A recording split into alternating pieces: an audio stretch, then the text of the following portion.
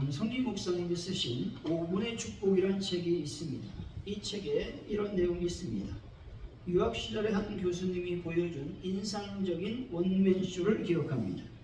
그 교수님은 예수 믿는 사람들은 일단 그리스도 안에서 죽은 것이다 라고 말하면서 강단 위에 누워버렸습니다. 그러면서 계속 이야기하시다가 하나님을 위한 일을 말할 때가 되면 벌떡 일어났습니다. 또 그러다 죄에 관련된 이야기가 나오면 다시 누웠습니다. 이런 행동을 반복하면서 이것이 바로 그리스도인의 삶이라고 강조했습니다. 예수님이 십자가에서 고통을 받고 죽임을 당하신 이유는 우리의 죄 때문입니다. 그래서 예수님과 하나 된 성도들은 죄에 대해 그분과 함께 죽어야 됩니다. 예수님이 죽었다가 살아나신 것은 하나님께 대해서 살아나신 것입니다.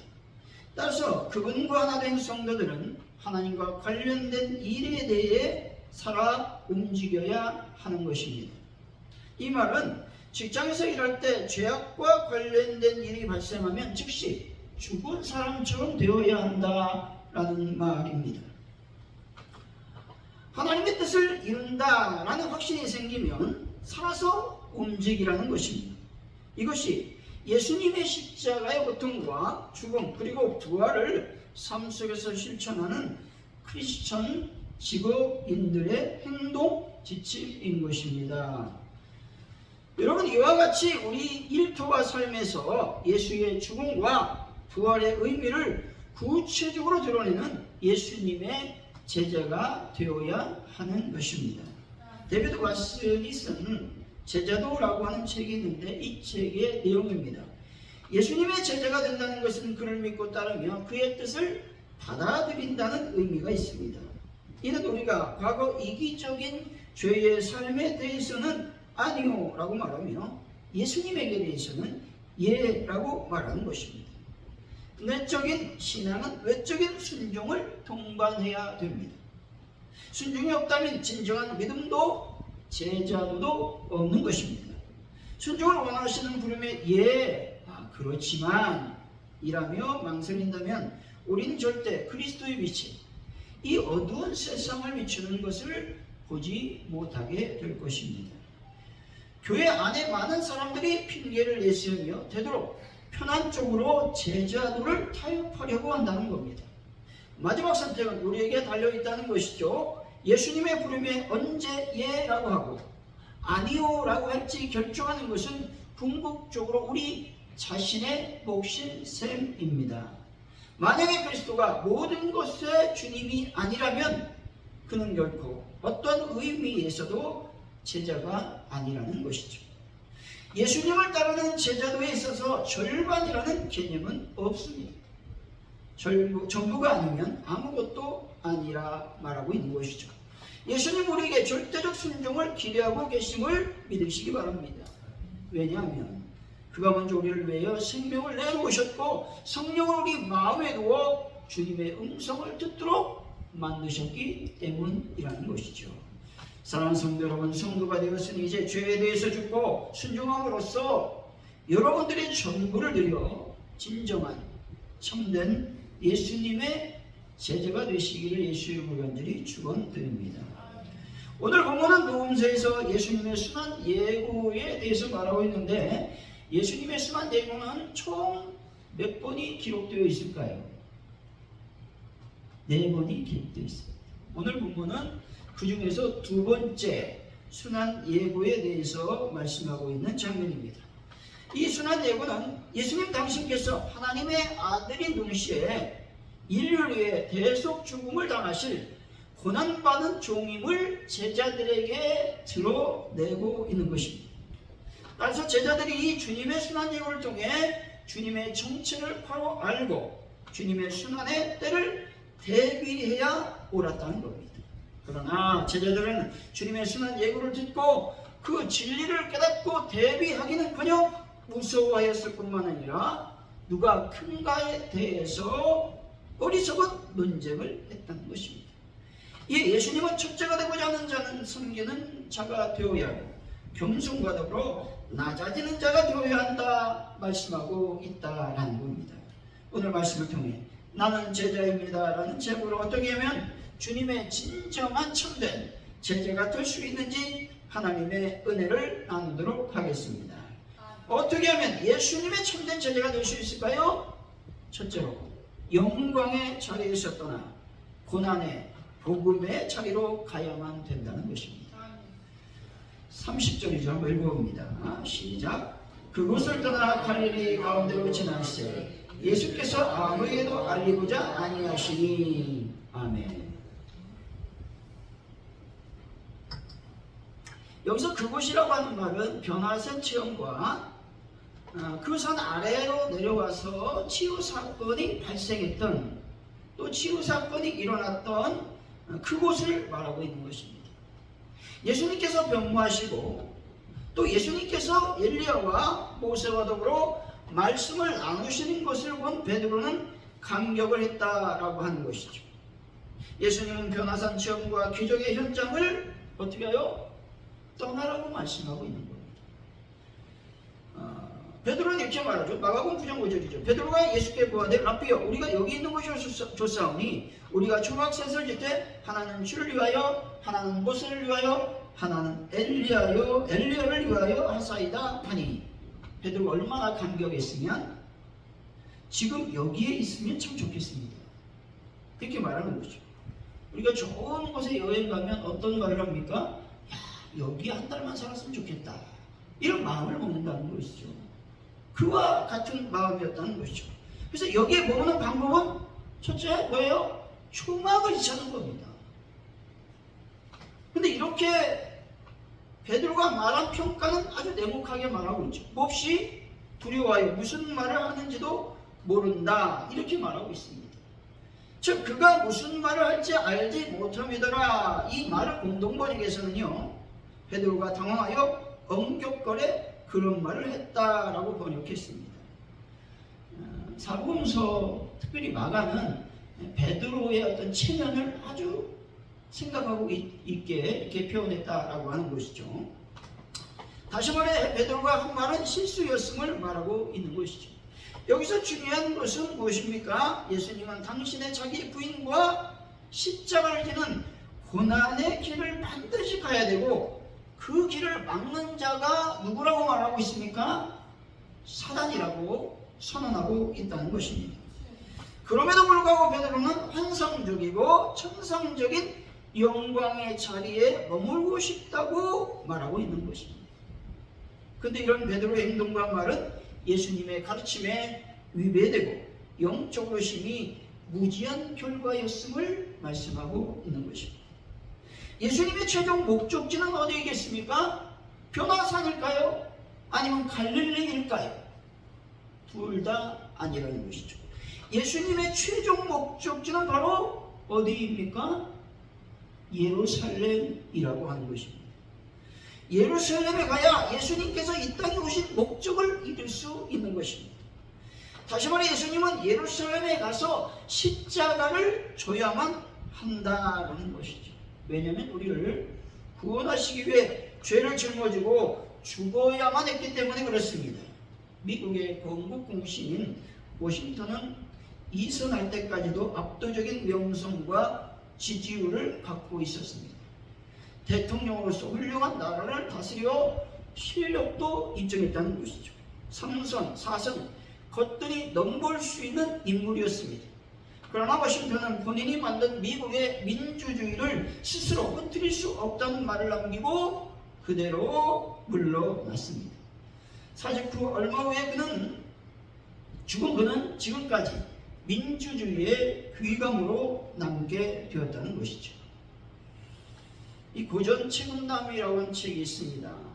이 책에 이런 말이 있습니다. 사사는 당사정 성지시하고 거시는 의거워도 후지진이라는 말이 있습니다. 이 말을 해석해보면 일에서 물러서려거든 마땅히 그 전성기에 물러서야 하고 몸을 들여거든 마땅히 홀로 뒤떨어진 곳에 두어야 한다라는 말입니다. 이 말의 핵심이 뭐예요? 박수 칠 때 떠나라는 말입니다. 그러나 박수 칠 때 떠나는 사람은 그리 흔하지 않다라고 하는 겁니다. 근데 예수님은 달랐다라고 성경은 말씀하고 있죠. 마가복음 6장 45절. 예수께서 즉시 제자들을 재촉하사 자기가 무리를 보내는 동안에 배 타고 앞서 건너편 벳사다로 가게 하시고 말씀합니다. 이 마가복음 6장은요, 오병이의 기적이 발생한 그 장으로 유명한 장입니다. 예수님께서 오병이의 기적을 베풀었습니다. 그런데 예수님은 그것을 즉시 재촉하여 왜 떠나라고 했던 것일까 하는 겁니다. 즉시라는 말과 재촉하여라는 말을 동시에 사용함으로써 급하게 그곳을 떠나야 함을 강조하고 있는 것입니다. 이렇게 하신 이유는 영광의 자리에 머물지 말아야 된다는 거예요. 영광의 자리에 빨리 떠나야 된다는 것입니다. 안주하는 자리를 여러분 빨리 떠나라고 하는 말씀인 것입니다. 오병이의 기적이 일어난 자리는 영광의 자리였습니다. 기쁨과 잔치의 자리였던 것이죠. 이런 역사가 일어난 후에 사람들은 예수님을 어떻게 했습니까? 왕으로 모시려고 했다라는 것입니다. 제자들도 더불어 예수님은 우리들의 필요한 것들을 채우시는 분이야, 왕이 되기에 충분해 라는 생각으로 흥분하며 들떠 있었을 것입니다. 하지만 이 자리는 우리가 있어야 될 자리가 아니라고 예수님께서 말씀하시는 것이죠. 왜냐하면 이 자리는 우리를 변질시키게 하고 우리를 영적으로 둔하게 만드는 자리이기 때문에 그렇습니다. 여러분, 영광의 자리, 박수받는 자리, 풍족한 자리를 빨리 떠나시는 분들이 되시기 바랍니다. 이 자리에 오래 있으면 초심을 잃어버리게 된다는 것이죠. 사람들은 계속 인정을 받고 박수를 받으면 금방 변하게 된다는 겁니다. 계속 편하게 지내다 보면 그곳에 머물려 하고 자꾸만 대우를 받으려고 한다는 겁니다. 그러면 영적인 감수성이 떨어지게 되어 있습니다. 사랑하는 성도 여러분, 더 큰 영광과 축복을 위해 지금 영광의 자리에 머물지 말고 지금 있는 자리를 떠나 진정한 제자가 되시기를 예수 이름으로 간절히 축원드립니다. 어떻게 하면 예수님의 참된 제자가 될 수 있을까요? 둘째로 논쟁의 자리에서 떠나야 된다라는 것입니다. 33절 34절이죠. 한번 읽어봅니다. 시작. 가버나움의 여러 집에 계실세 제자들에게 물으시되 너희가 길에서 서로 토론하는 것이 무엇이냐 하시되 그들이 잠잠하니 있는 길에서 서로 누가 크냐 하고 쟁론하였음이라. 아멘.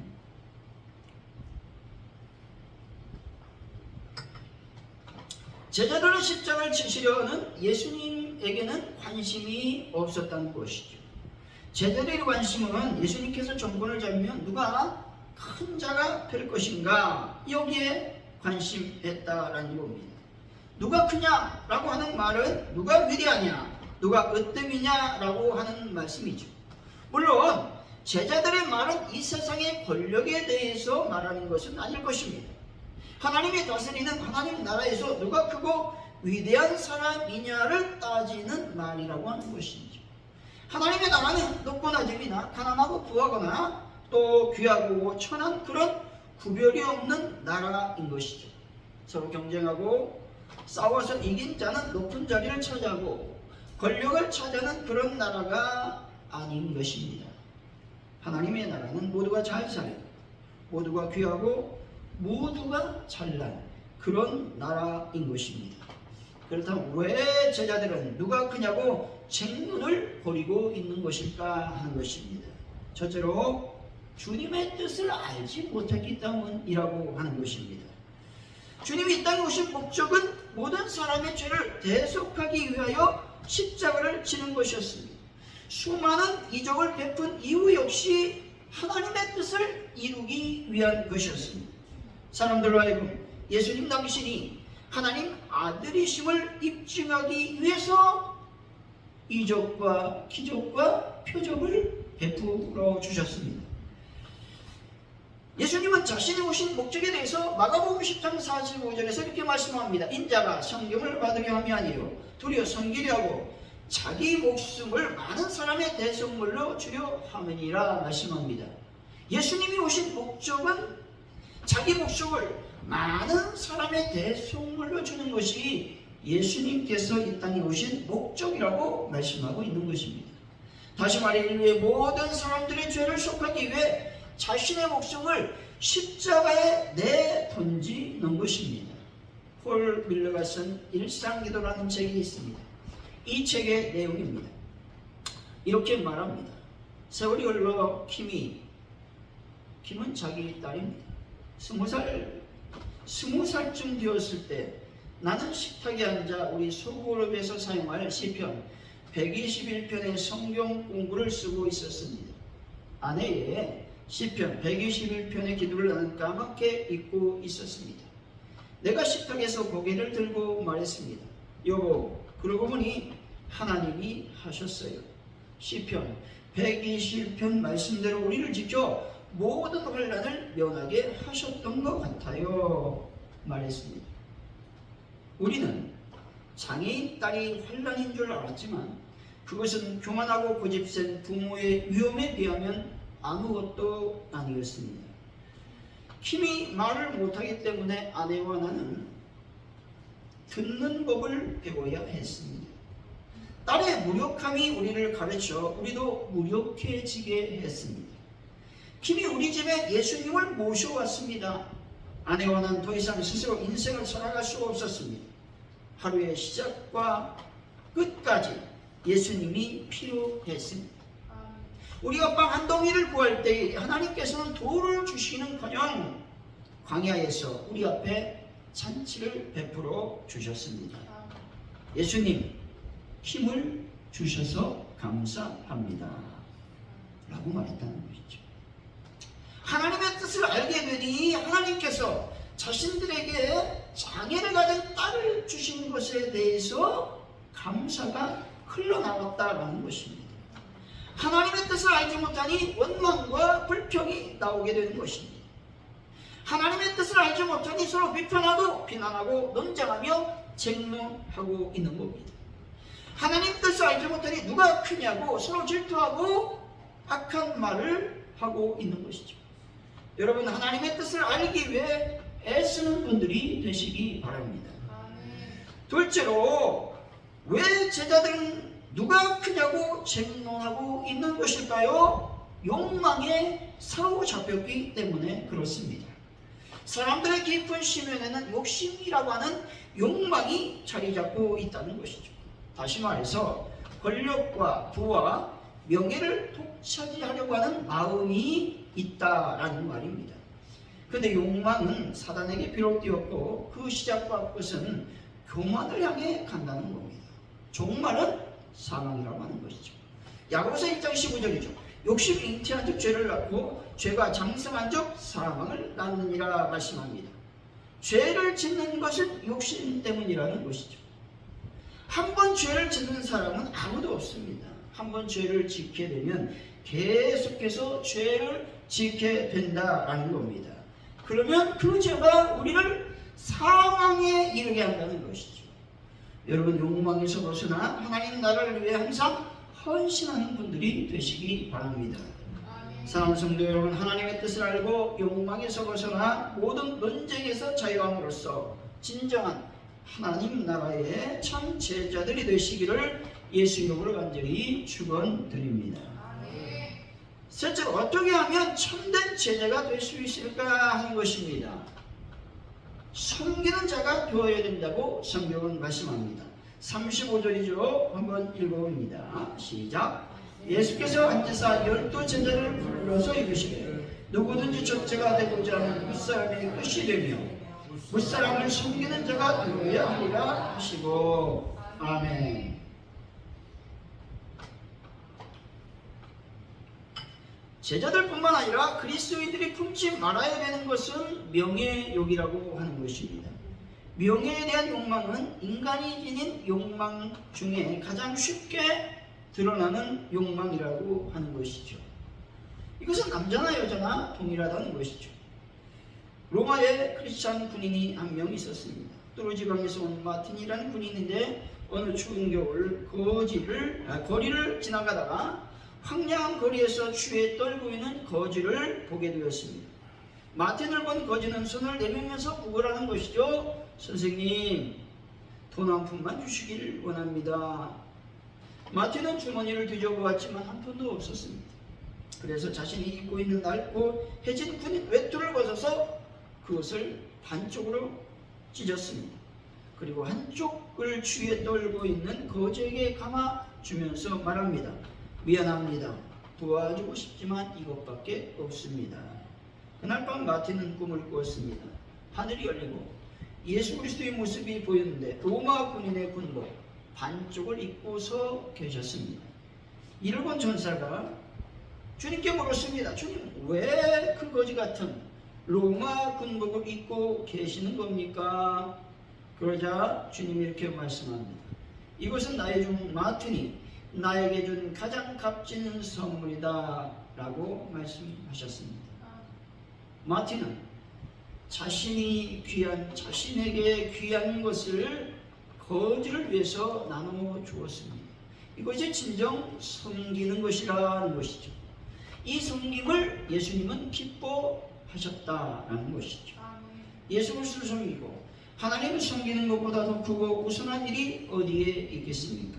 그런데 하나님을 영접하고 섬기는 일은 작고 낮으며 연약한 자를 위해 군림하지 않는다라고 하는 것이죠. 도리어 그들을 예수의 이름으로 잘 받아들이고 섬길 때라고 말씀하고 있는 것이죠. 세례 요한은 이렇게 말씀하죠. 요한복음 3장 30절이죠. 그는 흥하여야 하겠고 나는 쇠하여야 하리라 말씀합니다. 예수님보다 인기가 더 많았던 세례 요한은 늘 예수님이 높아지면 좋겠다, 자신을 낮추는 삶을 살았다 말씀하고 있죠. 세례 요한은 예수님을 늘 섬기는 겸손한 자라고 말씀하고 있는 것이죠. 그래서 그는 그렇게 얘기합니다. 나는 예수님의 신발끈을 이제 매지도 못하는 그런 자다, 이렇게 말하고 있는 것이죠. 여러분들의 성경을 통해 예수 그리스도께서 증거되시기를 바랍니다. 제널드 무어라고 하는 유명한 피아노 반주자가 있었습니다. 그는 일평생 한 번도 독주 무대를 갖지 않고 유명한 성악가들의 반주만 했다는 것이죠. 수십 번이 될지 수백 번이 될지 모르지만 그는 많은 청중들에게 자기 반주가 유명한 성악가들의 노래에 누를 끼치지 않은지 항상 염려했다는 것이죠. 그리고 한때 자신의 피아노 소리로 성악가의 목소리를 눌러버렸던 적이 있음에 미안하게 생각하고 있었습니다. 이 위대한 반주자를 위해 특별히 마련한 연주회가 있었습니다. 이 연주회에서도 그는 여전히 유명한 성악가들의 노래를 돕는 반주자임을 잊지 않았다는 것이죠. 그는 유명한 피아니스트는 아닐지 모르지만 위대한 반주자임에는 틀림이 없었다라는 것이죠. 이 위대한 반주자는 자신의 재능을 뽐내지 않았습니다. 이 반주자는 자신의 장점으로 타인을 억누르지 않았다라는 겁니다. 이것이 진정한 섬기는 자세라고 하는 것이죠. 사무엘상 23장 17절에 너는 이스라엘 왕이 되고 나는 내 다음에 될 것을 내가 내붙인 사울도 안다 말합니다. 충분히 요나단은 자신의 위치가 자기 왕이라는 것을 알고 있었습니다. 하지만 하나님의 뜻이 다윗에게 있음을 깨닫고 있었다는 것이죠. 그래서 그는 하나님의 뜻에 순종하여 다윗을 섬기기로 마음을 먹었다라고 하는 것이죠. 요나단은 다윗을 사랑하며 다윗을 섬겼다라고 하는 것이죠. 결론적으로 참된 제자가 되려면 먼저 영광의 자리에서 떠나야 한다는 것이죠. 또 언쟁과 쟁론을 피해야 됩니다. 또 낮아져 섬기는 자가 되어야 하는 것입니다. 사랑하는 성도 여러분, 영광의 자리에서 떠나 낮아져 섬기는 자가 되어 언쟁과 논쟁을 피하시길 바랍니다. 아멘. 그래서 참된 예수님의 제자가 다 되시기를 예수 이름을 간절히 축원드립니다. 아멘. 기도합니다. 할렐루야, 감사합니다. 오늘도 우리가 제자임을 다시 한번 기억하길 원합니다. 제자는 참으로 섬기는 자유, 하나님의 은혜 안에 머무는 자유, 논쟁과 언쟁을 피하는 자라고 말씀하고 있는 것을 보게 됩니다. 하나님 아버지, 우리가 영광의 자리에 머물러 있지 않은 자들이 될 수 있도록, 그래서 진정한 제자가 되는 삶을 살아갈 수 있도록 인도하여 주옵소서. 감사합니다. 예수님의 이름으로 기도하옵나이다. 아멘.